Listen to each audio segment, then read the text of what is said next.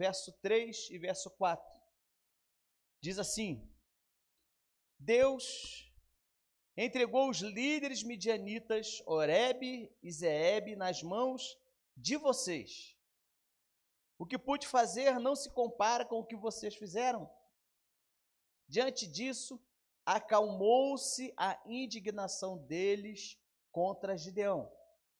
Gideão e seus 300 homens, já exaustos, continuaram a perseguição, chegaram ao Jordão e atravessaram. Amém? Só até aí. Feche seus olhos, você que pode. Senhor, nós nos apresentamos a Ti, cremos que a Tua palavra, ela foi escrita, ó Deus, por inspiração divina. Espírito Santo de Deus, Tu que estavas lá, inspirando esses autores, Tu também estás presente hoje em nosso coração. Não importa a distância, nem onde estejamos, o Teu Espírito Santo está conosco, a nos guardar, a nos proteger, a nos dar entendimento de tudo do que vai ser lido, falado nesse lugar. Que Tu possa, ó Deus, ser o translator que vai, ó Deus, trazer ao nosso coração o entendimento do que está nos céus, do Seu coração para o nosso coração, traduzindo aquilo que nós precisamos melhorar em nossa vida. Por isso, nos assentamos aos Seus pés, acalmamos o nosso coração de toda a correria do trabalho, de toda a correria doméstica, de toda a correria do dia a dia, e nós queremos Te ouvir, ó Pai, entender a Sua palavra. Nós cremos nisso, em nome de Jesus. Você pode dizer comigo, amém. Glória a Deus.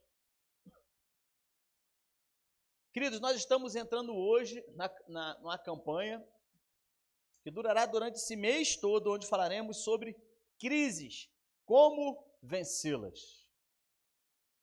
É baseado no livro do Bispo Rodovalho, que tem esse mesmo título, Crise, como vencê-las. E hoje eu quero desenvolver com você um dos capítulos desse livro, aonde traz um exemplo desse grande homem de Deus chamado Gideão, entre outros. E o tema da palavra de hoje é transformando crises em oportunidades. Então diga desde já para o seu irmão, aprenda a transformar crises em oportunidades. As crises, elas vêm e revelam uma nova realidade, talvez da sua incapacidade, eu não sei, pois elas são a nossa oportunidade de crescer e de mudarmos como pessoa, de melhorarmos como ser humano. Por isso, saber lidar com a crise é mais importante, olha que interessante, saber lidar com a crise é mais importante do que saber lidar com a bênção. Porque é fácil quando você é abençoado, quando você recebe uma bênção, né? Você administra, se for um recurso financeiro, então, alguns acham que bênção é só recurso financeiro, né? Mas está errado. Mas lidar com a crise, lidar com a dificuldade emocional, lidar com uma situação que está te esticando, que está mexendo com você, né? É algo que vem de maneira mais normal do que a gente imagina. Quando nascemos, né, e todos passamos por isso, lógico, sofremos oficialmente uma crise logo quando vem ao mundo. Talvez você não lembre disso, né, que tem bastante tempo, talvez você tenha nascido. Mas você que é pai ou mãe, ou avô, ou avó, ou tio, não sei, você já deve ter, né, presenciado ali uma criança pequenininha ali nascendo, né, o sobrinho, não sei.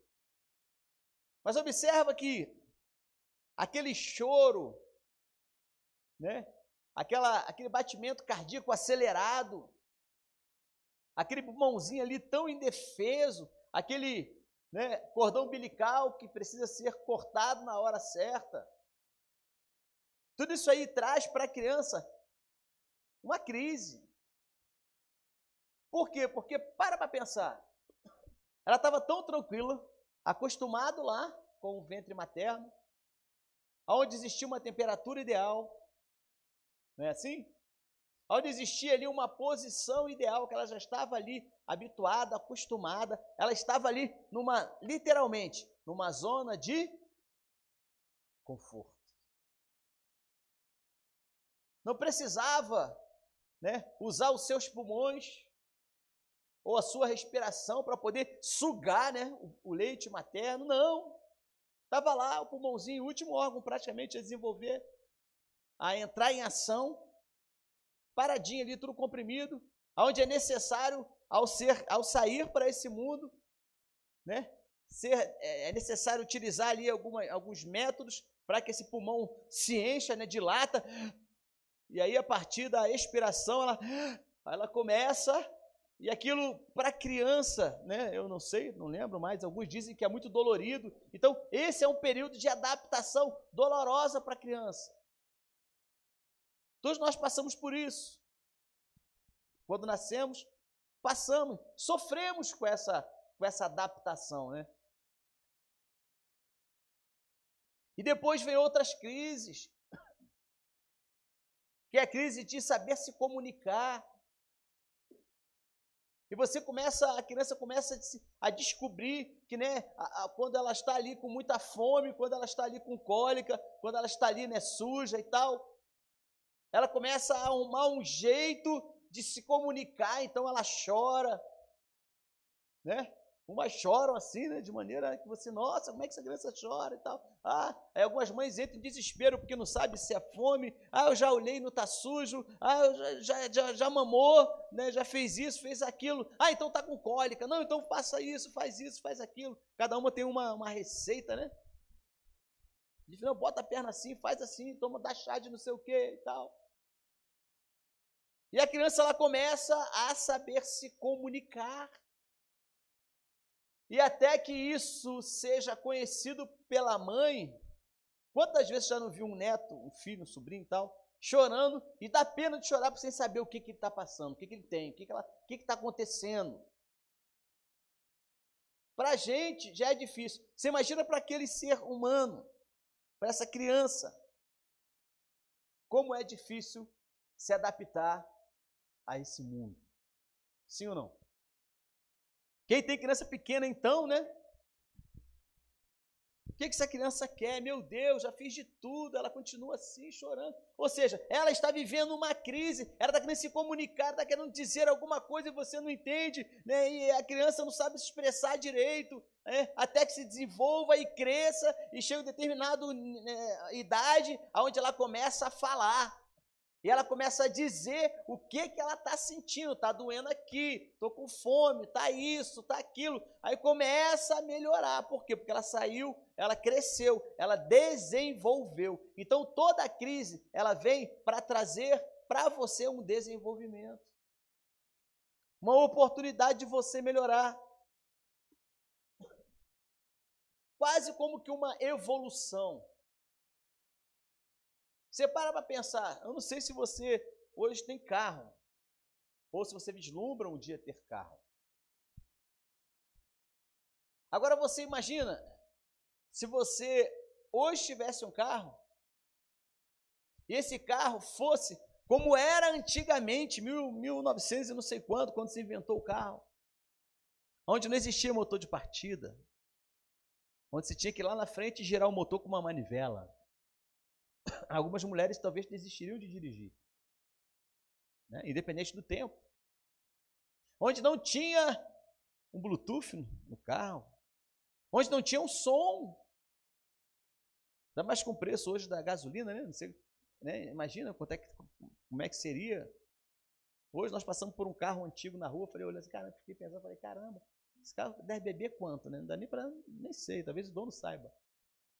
Mas, ou seja, foi evoluindo, não foi? E a cada ano se surge um carro melhor, com uma tecnologia melhor.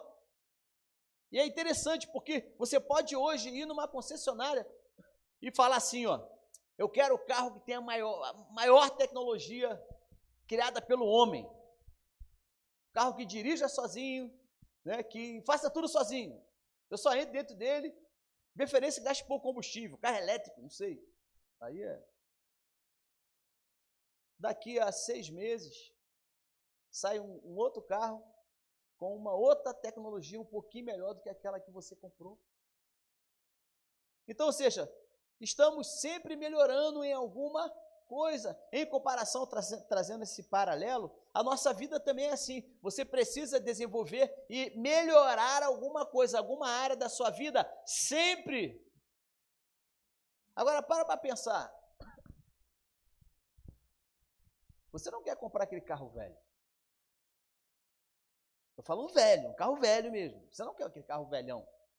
Por quê? Você sabe que ele vai te dar problema. Você sabe que talvez ele não te leve aonde você queira ir. Então você vai sempre em busca do melhor.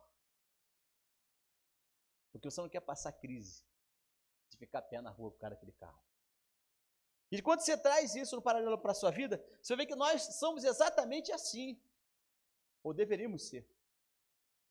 Sempre desenvolvermos, sempre crescermos, sempre evoluirmos. Aí sabe o que acontece com aquelas pessoas que não se desenvolvem, que não crescem, que não evoluem? Entram em crise. Entram em crise. Esteja certo, muitas das crises que você está vivendo hoje acontecem porque muitas das vezes você não quer desenvolver um potencial suficiente de um grau de evolução maior para vencer essa crise. Talvez sua desculpa hoje seja: pastor, porque eu estudei pouco. Aí eu paro para te perguntar: você consegue estudar ainda? Pastor, ao menos fazer um concurso público. Tá bom, você tem gabarito hoje, você tem know-how hoje para poder fazer esse concurso público? Não tem, porque tem que ter o 3º grau e eu só tenho o 2º grau. Ora, falta o que para você ir atrás do 3º grau? E aí você acaba não evoluindo. Aí vive o quê? Uma crise. Aí a crise, ela te para, ela te estabiliza. O que você precisa entender é que quando você chega nesse nível e você começa a viver essas crises, você precisa aproveitar a oportunidade que a crise está te dando para você evoluir, para você ir à frente, para você crescer. Senão você vai ficar parado na sua crise muito tempo. Fala assim: isso não vai acontecer comigo. Do texto que nós lemos, essa é a introdução do livro do bispo, né, praticamente. No texto que nós lemos, o diferencial desses 300 que estavam com o Gideão foi a perseverança em continuar a batalha, mesmo sabendo que eram minoria. Repete após mim assim, ó: os outros podem parar. Não, fala com força. Os outros podem parar. Eu vou continuar. Fala assim: os outros vão parar no limite. Fala de novo: os outros vão parar no limite. Eu vou ultrapassar. Fala com força: eu vou ultrapassar. A crise, ela vem para te limitar, para impedir você de ir adiante. Se você não entender que aquilo é a crise, ela é uma oportunidade para você desenvolver, para você crescer, para você continuar batalhando, sabe o que acontece? Se você não tiver isso, a sua vida fica paralisada. Gideão, com esses 300, você, não sei se já ouviu falar da história dele, um resumo bem rápido. Gideão selecionou ali, a mando de Deus, um exército muito grande para guerrear contra os midianitas. Funcionava assim: Israel plantava, regava, cuidava. Quando chegava na hora de colher, vinha um exército inimigo, invadia as aldeias e colhiam o que eles tinham plantado. Você imagina essa cena? Se põe no lugar desse povo. Plantou, regou, cresceu, tirou lá as ervas daninhas, tirou lá os bichinhos. Aí, semana que vem vamos colher. Quando chegava na semana que vem, na hora de colher, você tinha que se esconder na sua casa porque viu um exército inimigo e colher aquilo que você plantou. E você imagina, depois que o exército ia embora, você ia lá, olhava e pensava assim: e agora? Como é que eu vou viver? Como é que eu vou dar de comer para meus filhos? Como é que eu vou resolver minha vida? Deus levanta um homem chamado Gideão, e Gideão junta ali uma quantidade grande de pessoas, não vou detalhar muito. Depois você lê lá Juízes 7, 8, está falando sobre isso. Ele vai lá, ele arregimenta uma quantidade bem grande de pessoas. Deus vai filtrando, não vou entrar em detalhe como te falei. Bom, dessas 30 e poucas mil pessoas que chegaram até ele, foi filtrando, tirou os medrosos, tirou isso, tirou aquilo, chegou a 300. Apenas 300 pessoas foram aprovadas por Deus para poder guerrear junto com Gideão. E esses homens foram para a luta, eles foram para a batalha, eles alcançaram um resultado sobrenatural, porque eles estavam cansados de viver uma crise.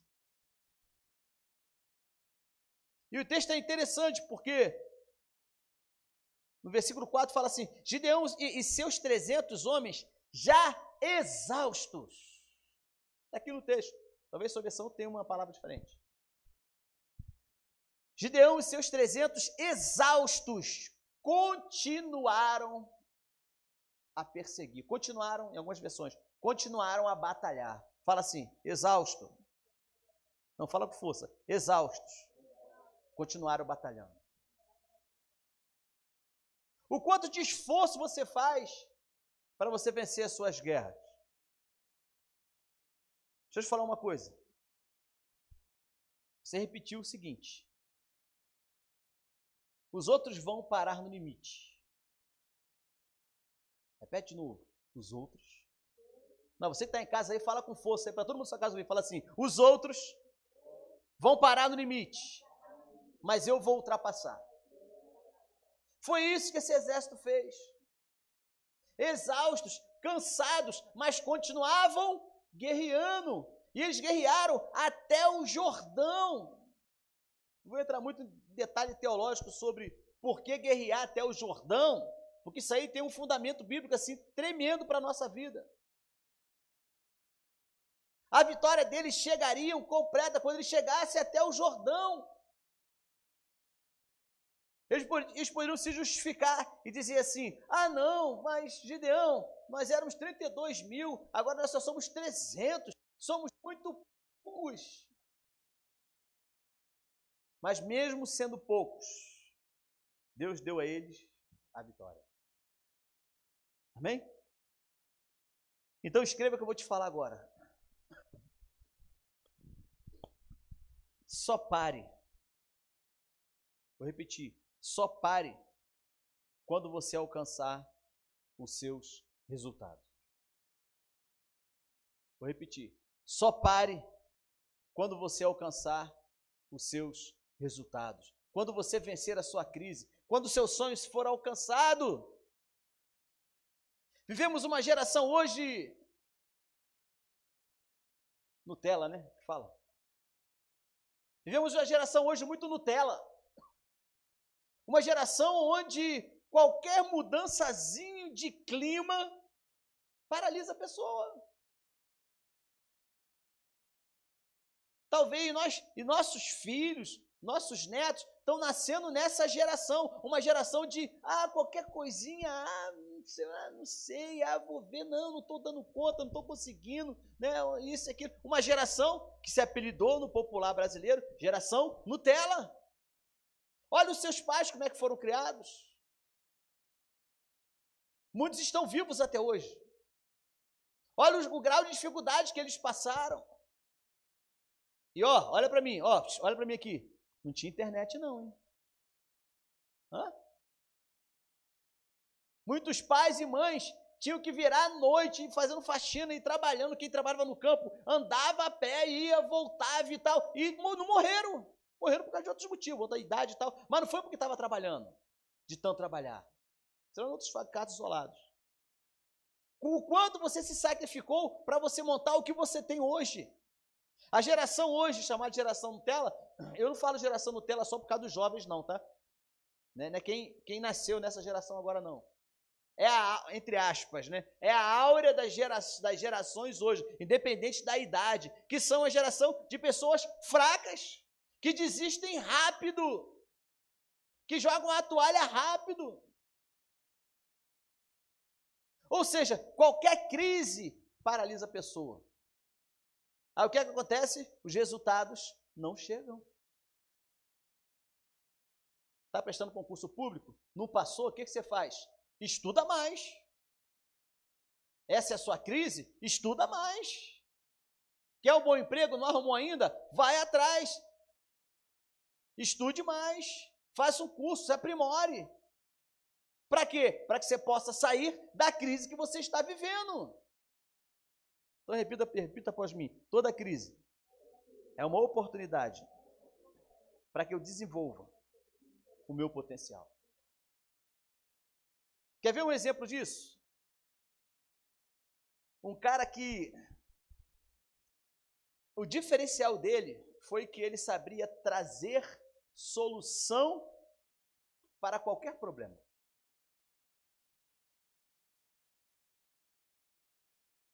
E por causa de ser uma pessoa que trazia solução para os problemas, ele era perseguido.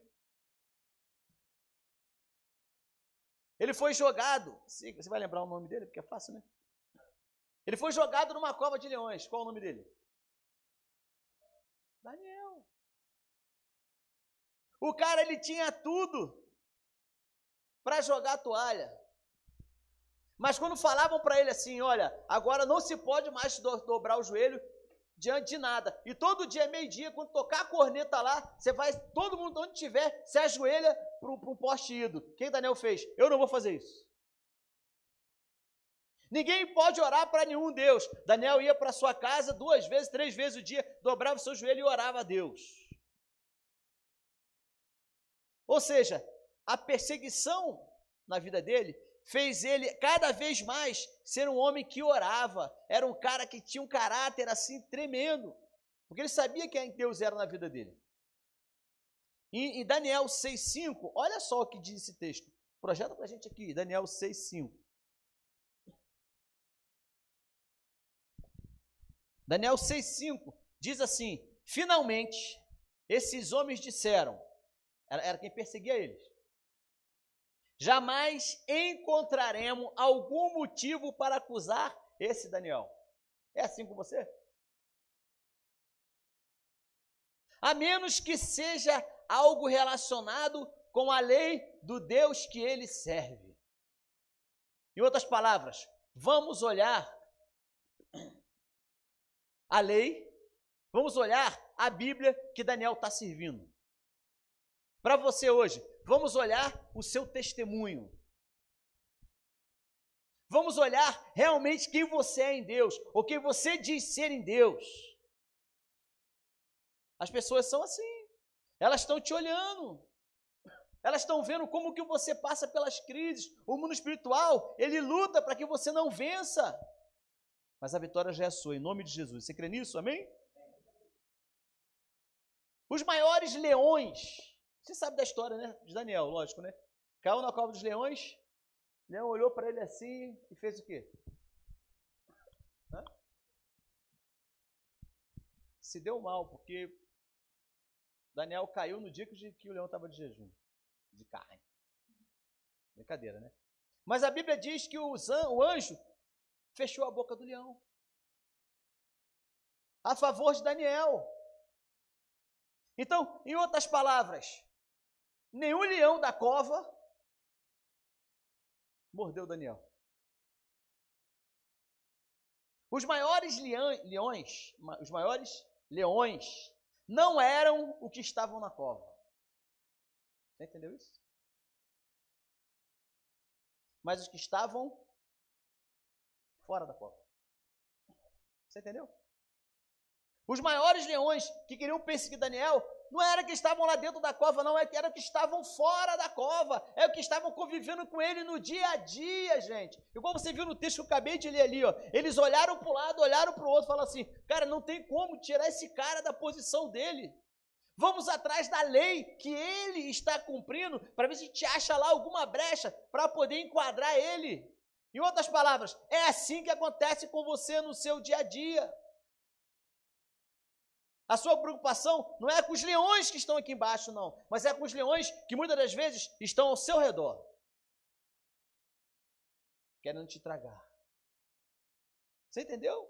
Pessoas, situações que querem te impedir de você crescer, quer te paralisar. O que esses homens queriam fazer era impedir Daniel de ser um instrumento de Deus para aquela nação.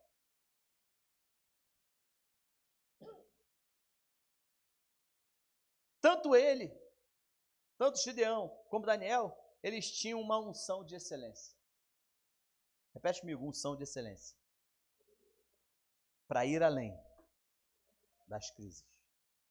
O maior problema hoje é que as pessoas não querem lutar. Desiste na primeira crise. Olha o exemplo dessa pessoa. Projeta aí, abre a sua Bíblia aí, Mateus 9, 19 a 22.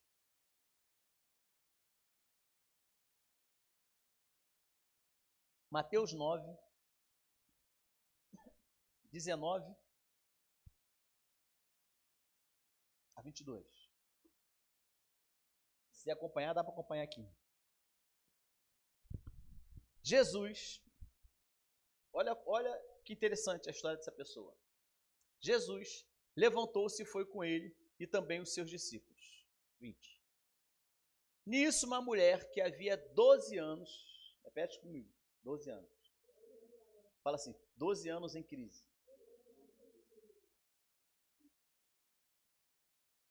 Nisso, uma mulher que havia 12 anos vinha sofrendo de hemorragia. Chegou por trás dele e tocou na borda do seu manto. 21. Pois dizia a si mesmo, ela falando, né? Se eu tão somente tocar em seu manto, ficarei curado. 22. Voltando Jesus, a viu e disse, ânimo, filha.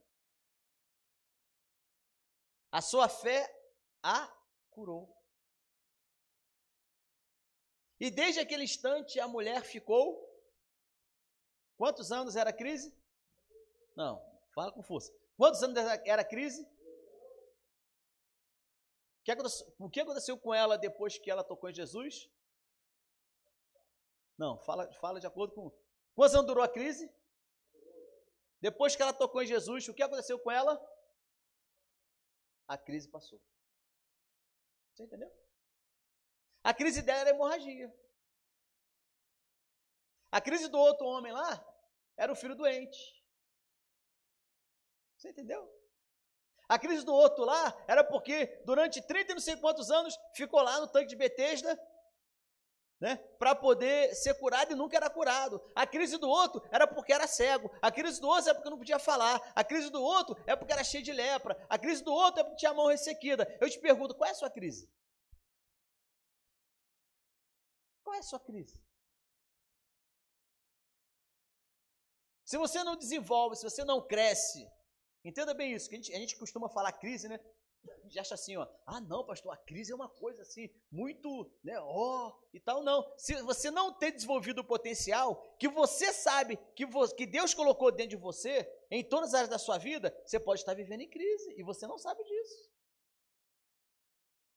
Entra ano e sai ano e nada melhora na sua vida. Fala assim, isso vai mudar. No verso 20 diz, nisso uma mulher que havia 12 anos sofrendo, ela viu Jesus e ela viu a oportunidade de ser curada. Quando você estuda um pouco mais sobre essa mulher, você vai ver que ela gastou todo o dinheiro dela, tudo que ela tinha, atrás de médico, atrás, né, sei lá, de chá, né, atrás de tratamentos. Se fosse hoje, seria todas as áreas da medicina, ela já teria passado, e ela não tinha saído da crise. Já tinha feito tudo e não tinha saído da crise. Eu não sei o que você fez até hoje para tentar sair da sua crise. Mas uma coisa eu tenho certeza, Deus está te dando a oportunidade hoje para você mudar a sua mente, o seu entendimento, para você ver que essa crise é uma oportunidade para você crescer, é uma oportunidade para você desenvolver seu potencial, é uma oportunidade para você ir além do que você ainda não viveu. Ali estava Gideão com os 300, guerreando, e eu fico pensando assim, ó, é muita coragem de guerrear contra um exército todo, apenas com 300 homens. Mas mesmo assim, mesmo eles exaustos, cansados, eles continuaram a guerrear. Olha aqui alguns obstáculos que poderiam impedir essa mulher de acessar a oportunidade de vencer a sua crise. Alguns obstáculos que podiam impedir essa mulher de acessar a oportunidade de vencer a sua crise. Talvez exista hoje, aí, onde você esteja vivendo, ou dentro do seu coração, algumas impossibilidades que barram, que paralisam você e não deixam você entender que a crise é uma oportunidade. Igual essa mulher. Se põe assim um pouquinho, né? Entra no teatro e se põe no lugar dessa mulher. Com a sua crise, tá? A dela era uma hemorragia durante 12 anos. A sua não sei qual é. Mas se põe no lugar dela. Você imagina assim, ó, se pôs no lugar dela, amém? Se pôs no lugar dela? Você imagina assim, ó, lá longe, Jesus passando. Com uma multidão ao redor dele. Conforme o texto, né? Uma galera andando ali comprimindo Jesus. Ela podia dar aquela desculpa assim, ó. Eu não posso ir lá tocar nele. Porque a tradição diz que uma mulher impura não pode tocar em ninguém puro. Uma mulher doente, ela perdendo sangue, na crise que ela está vivendo, ela não poderia passar na multidão, ir lá e tocar na roupa de Jesus. Jamais isso poderia ter acontecido. Ela podia ter vivido, né, esse tradicionalismo e falar assim, ó, não posso fazer isso. Ou ela podia dizer, sabe o quê? Estou com vergonha. Né? Não, todo mundo... Deixa eu ficar aqui escondidinho atrás dessa coluna aqui, porque todo mundo sabe que eu sou uma mulher impura. E podia se manter na vergonha. Ou ela podia olhar e pensar assim, ó, bom, a tradição não deixa eu ir até ele. Eu tenho vergonha. Ou então ela podia vencer a tradição, ela podia vencer a vergonha, mas a multidão iria impedir ela de chegar até ele. Ela ia olhar e falar assim, oh, não, tem muita gente lá, eu não vou dar conta de chegar perto dele. Olha, eu sou fraca, eu sou uma mulher anêmica. Estou dando esse exemplo, é o exemplo dela. Mas podia ser qualquer outro exemplo bíblico. Mas o que ele faz? O que ela faz? Ela rompe com a tradição. Ela rompe com a vergonha. Ela pouco se lixa para a multidão. E o que ela faz? Ela vai e ela entende. Essa é uma oportunidade. Jesus está passando e eu não vou perder a oportunidade de vencer tudo isso, de ir lá e tocar na orla dele, porque eu sei que se eu tocar na orla dele, eu vou ser curado. O que você tem que vencer?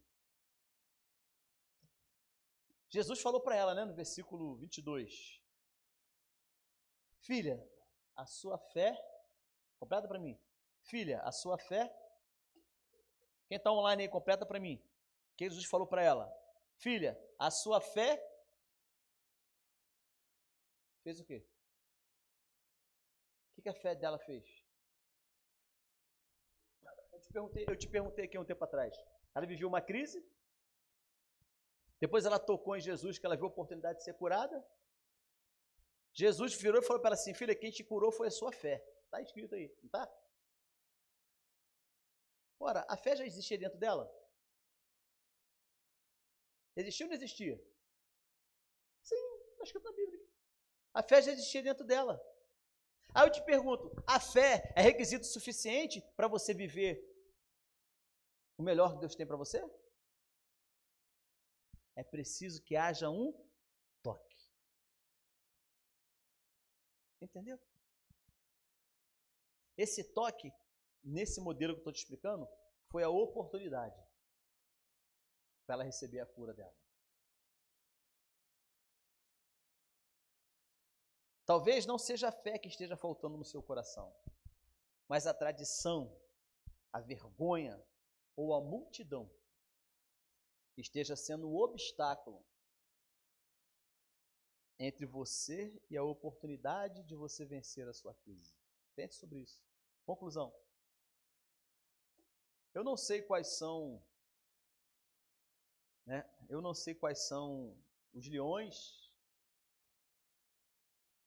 ou as multidões ou a vergonha ou o tradicionalismo que você tem que enfrentar. Não sei. Mas uma coisa é certa. Deus hoje te dá a chance de você não desistir. Deus hoje te dá o entendimento para que você não desista. Para que você vença tudo isso que quer te paralisar. Para que você vá adiante. Para que você olhe a circunstância e pense assim, olha, aquele lugar é o lugar que eu tenho que estar. Eu vou tocar em Jesus. Não importa o que vão achar de mim, não importa a vergonha que eu tenho, não importa quem está contra mim, eu vou ir na direção de Jesus. Essa é a oportunidade que Deus te dá hoje. Eu não sei quantas oportunidades Deus vai te dar. Ou se você quer, de repente, ficar com a sua crise, né? Vou ficar vivendo a minha crise porque, pastor, eu gosto da minha crise, vou ficar nessa posição. Não, não faça isso. Entenda, se você hoje vive essa situação na sua vida, é uma oportunidade para você desenvolver o melhor do que Deus tem para você, para sua casa, para sua família. Posso ouvir um amém? Então fique de pé comigo. Você que pode. Coloque a mão no seu coração. Eu não sei quais são os leões, né? Ou as multidões, ou a vergonha, ou o tradicionalismo que você tem que vencer, que está te impedindo de você entender que essa crise é uma oportunidade para você crescer. Diga assim, Senhor Jesus, eu entendi que preciso perseverar. Eu não deixarei que os leões ou multidões me impeçam de aproveitar as oportunidades que surgirão durante as minhas crises. Eu sei que eu vou vencer cada crise. Eu vou sair melhor, porque o teu poder me aperfeiçoa na minha fraqueza. Eu te recebo hoje como meu Senhor e Salvador. Entra na minha casa, na minha vida, na minha empresa, nos meus negócios, na minha saúde, no meu interior, e muda tudo em mim, que te impede de te ver, de guardar e praticar tudo que a tua palavra diz ao meu respeito. Eu vou viver o melhor do que tu tens para mim, em nome de Jesus.